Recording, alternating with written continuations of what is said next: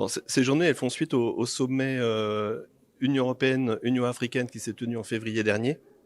Et cet atelier donc vise à permettre aux sociétés civiles européennes et africaines d'échanger entre elles pour voir comment effectivement donner une nouvelle dynamique, une nouvelle ambition au partenariat entre l'Afrique et l'Union européenne. Alors déjà ces journées, moi je les vois comme un temps de partage, un temps d'échange, d'information, de controverses peut-être entre nos organisations qui émanent de différentes sociétés civiles. Je crois qu'aujourd'hui il y a plus de 140 participants, dont 30 à 40 viennent d'Afrique, 30 à 40 de différents pays européens. Et donc l'idée, c'est déjà de confronter nos points de vue, nos analyses, et bien sûr d'être à l'écoute, en particulier de nos partenaires et collègues africains.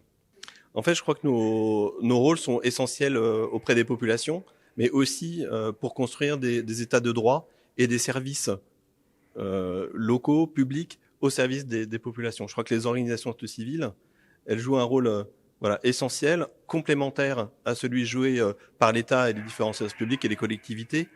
Et l'enjeu, c'est pour nous aujourd'hui, face aux nombreux défis qui sont devant nous, que ce soit en Afrique ou en Europe, de voir comment on travaille mieux ensemble et comment on adresse ensemble, en complémentarité, ces défis. Je crois que déjà, ça passe, et c'est évidemment dans la logique avec laquelle on s'inscrit, c'est par le respect des uns et des autres, et aussi la recherche de complémentarité, c'est-à-dire de s'assurer que lorsque, par exemple, des organisations de société civile européennes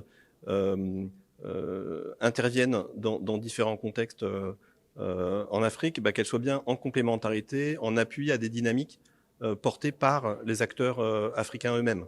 Et je pense que c'est très important de chercher cette complémentarité et cet effet de synergie entre nous. Donc ça suppose de l'écoute, du respect, de la prise en considération des capacités des uns et des autres, des savoir-faire, des connaissances, et à partir de ça, d'adresser les besoins des populations.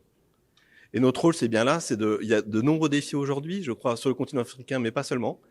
Il y a d'autres défis qui s'annoncent. Je veux dire, le changement climatique ne fait que commencer à montrer ses effets, malheureusement.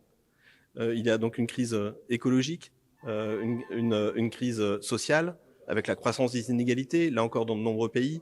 Il y a une crise, des crises géopolitiques et des conflits, etc. Une crise sanitaire qui n'est pas terminée, si je pense à la pandémie Covid. Et tout ça, il faut qu'on l'adresse ensemble. On voit bien que ce sont des problématiques qui sont systémiques et qui sont pas, qui peuvent pas être adressées juste uniquement au niveau comment dire, local, que ce soit dans un pays ou dans un autre. Il faut bien, ce sont des problèmes qui sont comment dire, à l'échelle de la planète, et qu'il faut que nous adressions donc ensemble.